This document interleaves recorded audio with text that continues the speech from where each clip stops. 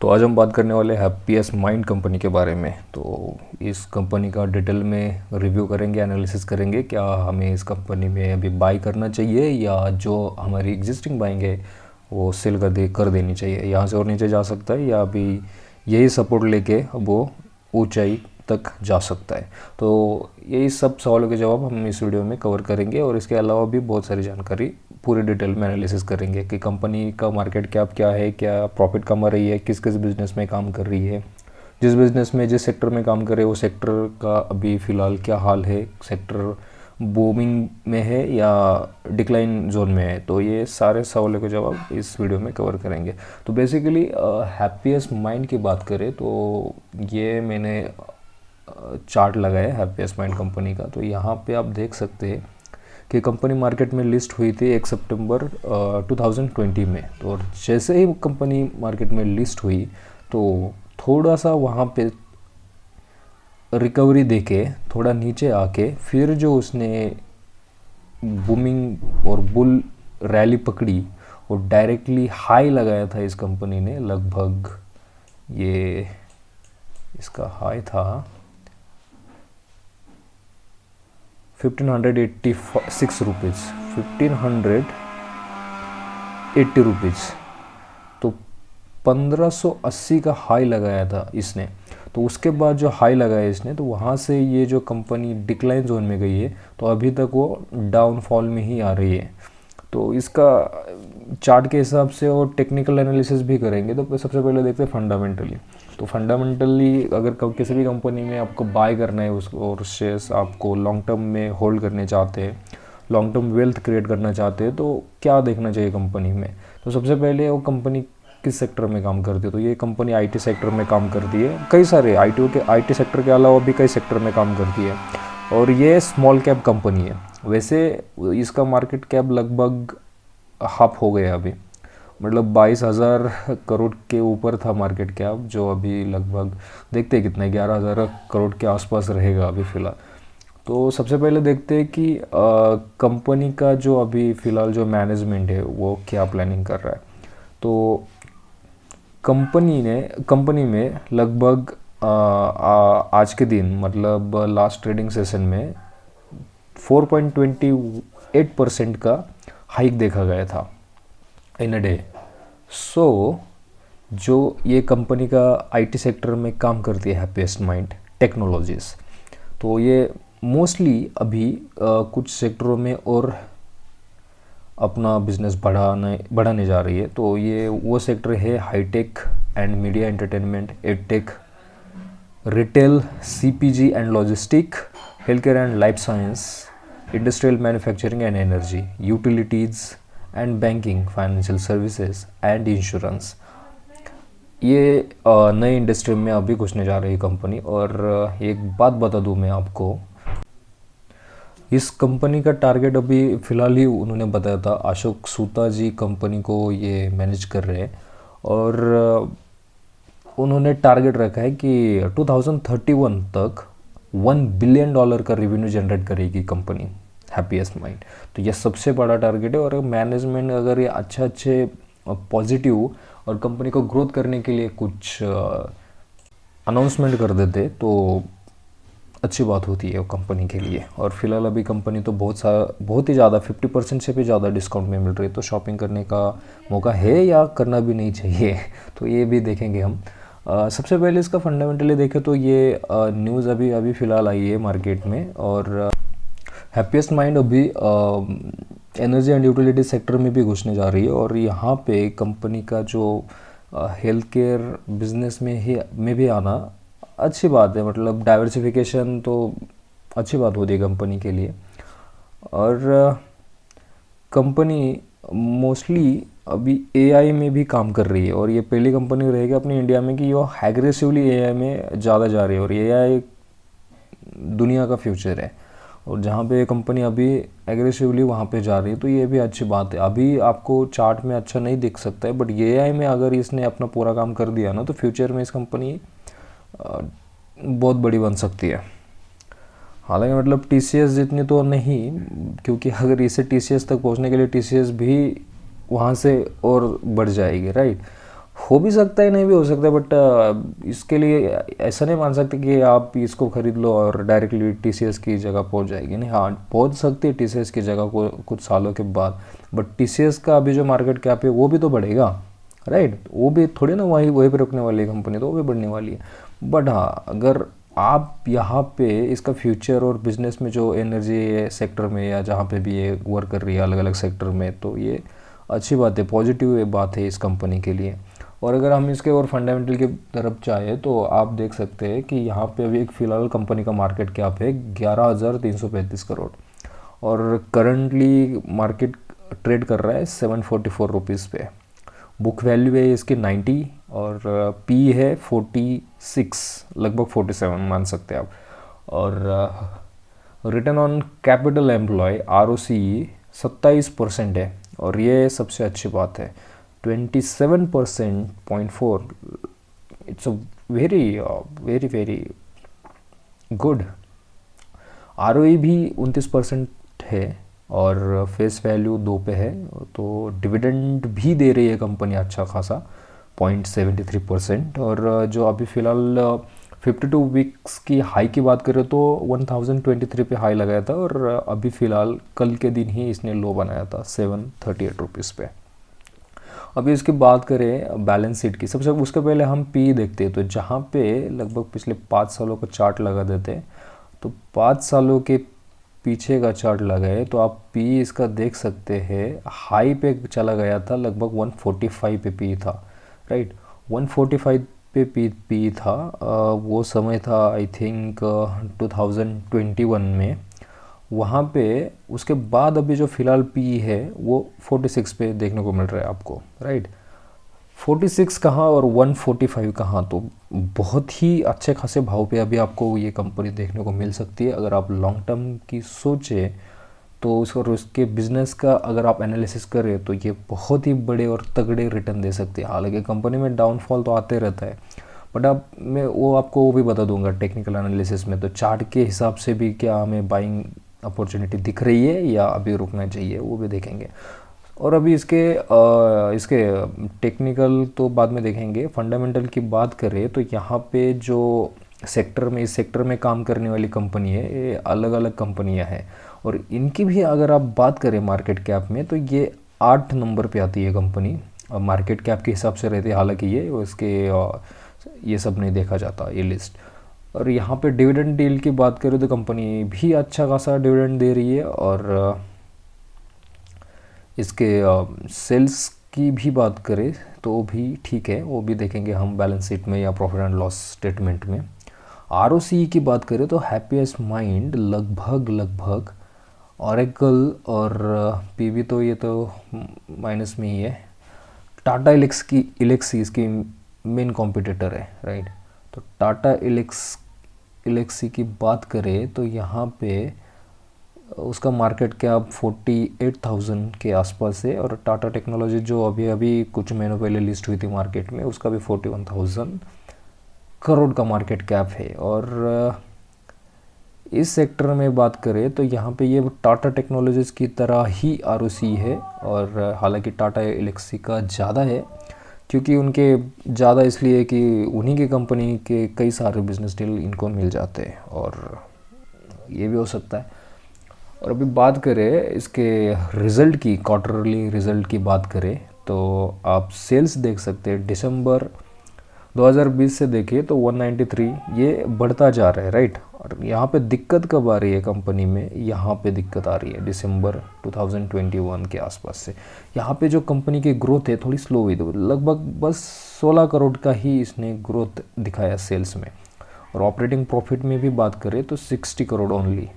तो ये यहाँ से दिक्कत हो रही है कि प्रॉफिट कम है, राइट। और फिर सेल्स की बात करें यहाँ पे जून 22 में, तो अभी फ़िलहाल इसका जून 2023 की बात करें तो 357 करोड़ का सेल्स किया था। उसके बाद 370 सितंबर 2023 में, और अभी दिसंबर का क्वार्टर की बात करें फ़िलहाल का तो 370 करोड़। तो ये इस साल की बात करें आप लगभग, तो आप देख सकते हैं कि ज़्यादा पिछले साल के कंपैरिजन में 2023 का जो था साल, ज़्यादा ये नहीं था, लगभग सेम ही था, राइट। ईयरली भी देखेंगे हम इसके बाद। तो दैट्स वाई कि कंपनी वहाँ से और नीचे जाती जा रही है। और जो यूएसए में जो अभी हो रहा है, मंदी आ रही है, तो उसकी वजह से कंपनी को बिज़नेस नहीं मिल पा रहा है ज़्यादा।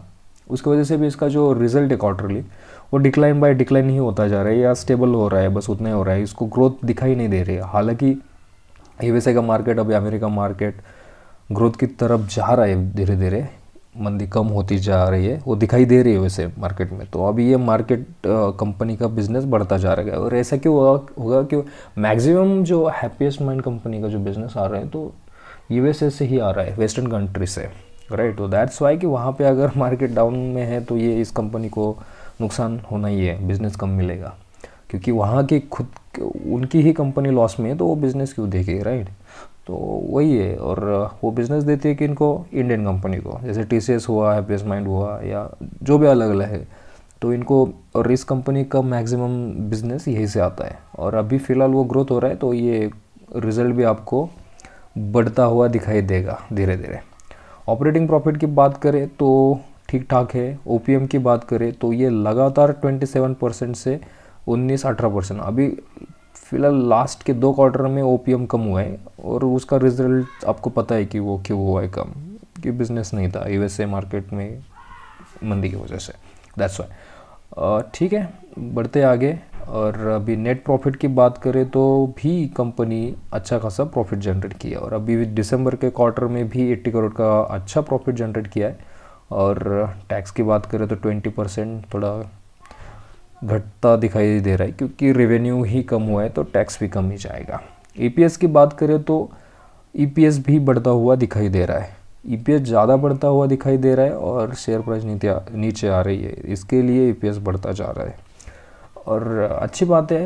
इस प्रॉफिट एंड लॉस की बात करें, अभी यहाँ पे आप ईयरली चार्ट देखें तो लास्ट के 2020 के बाद अगर हम इसके प्रॉफिट एंड लॉस का स्टेटमेंट देखें तो सेल्स देखें 700 करोड़, 760 करोड़, 1000 करोड़, 1300 करोड़, और अभी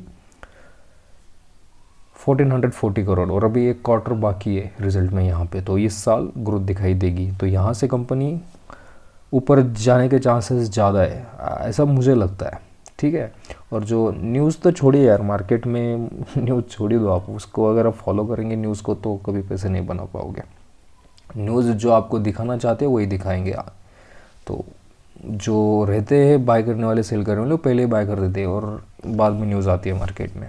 तो न्यूज़ के ऊपर ज़्यादा फोकस नहीं करें। तो आप यहाँ पे ऑपरेटिंग प्रॉफिट की बात करें तो लगभग ये 2018 तक लॉस में थी कंपनी, फिर 19 में प्रॉफिट में आई, 20 में लिस्ट हुई शेयर मार्केट में, एंड देन उसका प्रॉफिट बढ़ता ही जा रहा है।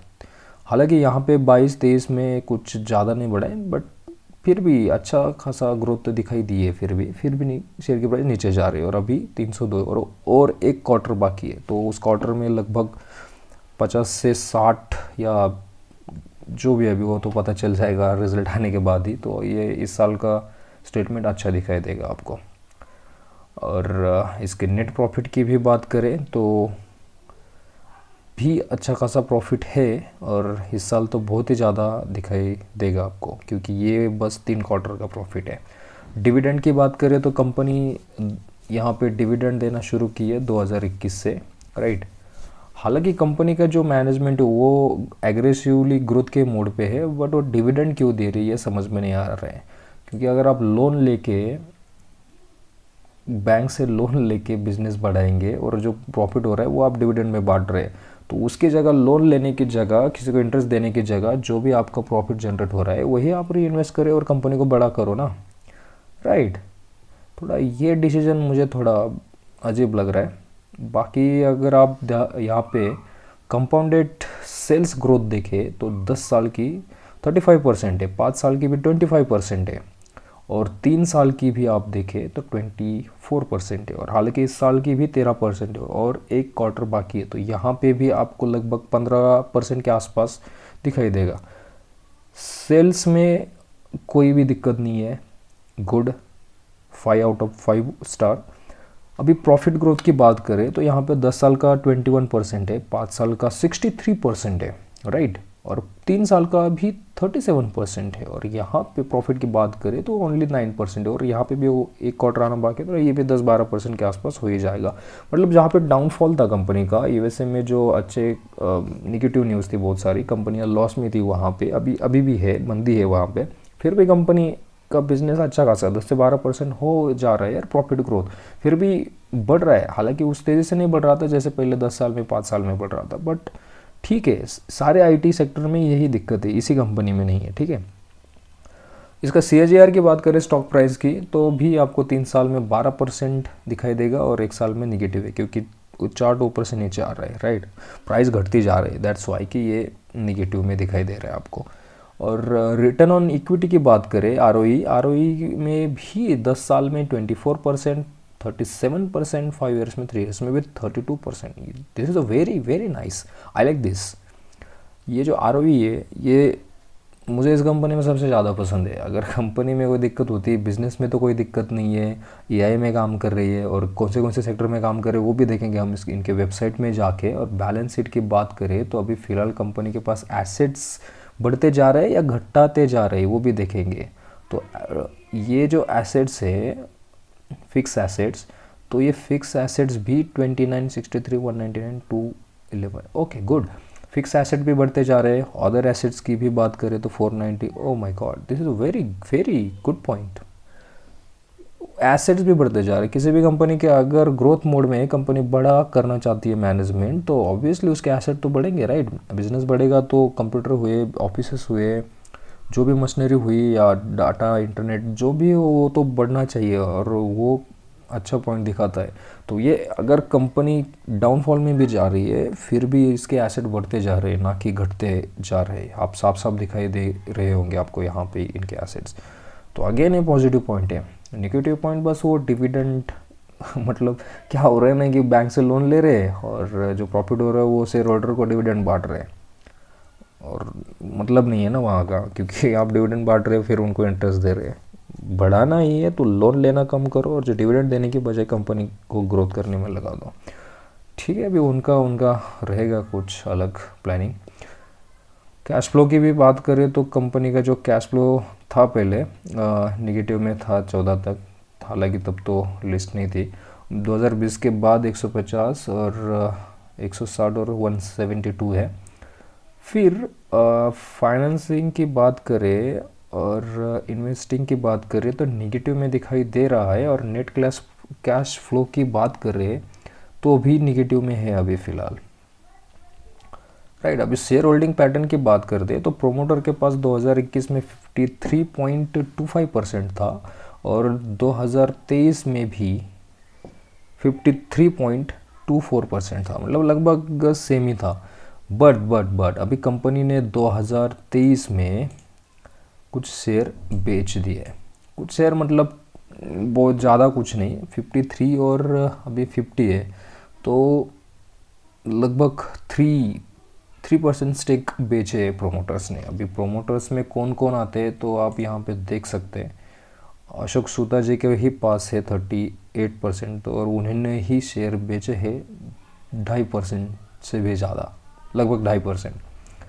अशोक सूता जी ने ही 2.5% स्टेक अपने सेल किए हैं। और वो क्यों? हालांकि उनको लगता होगा कि यहाँ से मार्केट नीचे जाएगा और बाद में जब सस्ते में मिले फिर खरीद लेंगे, या कंपनी को ग्रोथ करने के लिए किसी भी वजह से। अभी उनका है, नेगेटिव पॉइंट नहीं है, ठीक है। अशोक सूता मेडिकल एंड रिसर्च में भी उन्होंने कुछ स्टेक कम किया है, तो किसी और ने नहीं, बस उन्होंने ही, जो कंपनी के फाउंडर है जिन्होंने कंपनी बनाई, उनके ही पास मैक्सिमम स्टेक है प्रोमोटर।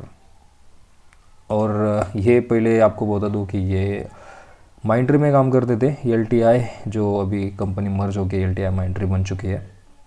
और वहाँ पे LTI में भी वो एग्रेसिवली ग्रोथ प्लानिंग की तरफ जा रहे थे, बस कुछ वजह से कंपनी का उनका डिसीजन एक गलत हुआ, और उसकी वजह से उनके और जो कंपनी के थे हेड कुछ अच्छा नहीं बना, और उसकी वजह से उन्होंने वो छोड़ दी और माइंट्री बना दी खुद की। और यहाँ पे DIIs की भी बात करें तो वो भी अपने स्टेक बढ़ा रहे हैं, और पब्लिक की बात करें तो पब्लिक भी बढ़ाते जा रही है। पब्लिक में ये सारे पब्लिक नहीं है, इसमें भी छोटे बड़े लोग होते हैं, पब्लिक में आके बाय कर देते हैं क्योंकि मैनिपुलेशन करना आसान हो जाता है। ये देख रहे होंगे आप, ठीक है, और भी कई सारे होंगे, ये प्रॉपर लिस्ट नहीं है। और अभी यहाँ पे इसका फंडामेंटल देखें तो फंडामेंटल में कोई भी दिक्कत की बात नहीं है। अभी आप कंपनी कौन से सेक्टर में काम करती है, तो आप ये हैप्पीएस्ट माइंड की वेबसाइट पे आए और यहाँ पे देख सकते हैं आप बैंकिंग एंड फाइनेंशियल सर्विसेज में भी काम करती है, कंज्यूमर पैक गुड्स में भी काम करते हैं, एजुकेशन पब्लिशिंग में भी काम करते हैं, जैसे एडटेक हुआ वो, उसमें भी काम कर रही है अभी वो company. Energy and utilities sector में भी घुसी है, health care and life sciences में भी घुसी है, इंश्योरेंस सेक्टर में भी और मैन्युफैक्चरिंग में भी।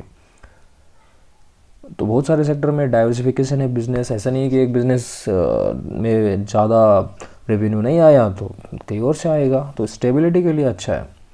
और एग्रेसिव जो मोड है इनका, और सबसे अच्छी बात है कि एआई में काम कर रहे हैं और फ्यूचर एआई का है। अभी चलते हैं इसके चार्ट में, और चार्ट में देखते हैं कि क्या कर सकते हैं टेक्निकल एनालिसिस में। तो टेक्निकल एनालिसिस करने से पहले आप देख सकते हैं यहाँ से सीधा ऊपर गया फिर नीचे आया, ये मंथली का चार्ट है। अभी वीकली में देखते हैं, तो वीकली के टाइम फ्रेम में देखें तो लगभग टॉप टू बॉटम आप यहाँ पे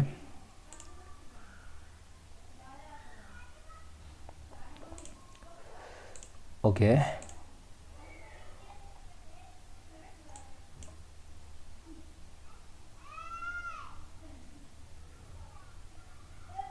एक मिनट, ठीक है। अभी इसका जो लो बनाया था रेजिस्टेंस रिसेंटली, ये है इसका एक जोन।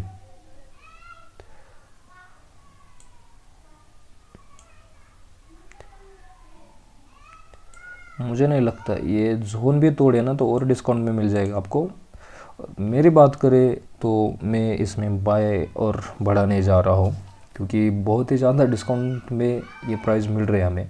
यहाँ से भी अगर नीचे जाए तो ये रहेगा इसका 488 या 500 तक, 500 तक जा सकता है। वहाँ पे भी आप और ऐड कर सकते हैं क्योंकि ये कंपनी एट द एंड ऊपर जाएगी। बिजनेस में कोई दिक्कत नहीं, फंडामेंटल अच्छे, मैनेजमेंट अच्छा है, हालांकि एग्रेसिव प्लानिंग है उसके। अगर आप बैलेंस शीट या स्टेटमेंट देखें तो वो भी पॉजिटिव में ही है, ऐसा नहीं है कि नेगेटिव में है या लॉस मेकिंग है। हालांकि वो थोड़ा रेवेन्यू कम हुआ है, सेल्स कम हुआ है, ग्रोथ कम हुई है, सेल्स कम नहीं हुआ है, माइनस में नहीं गया है, राइट।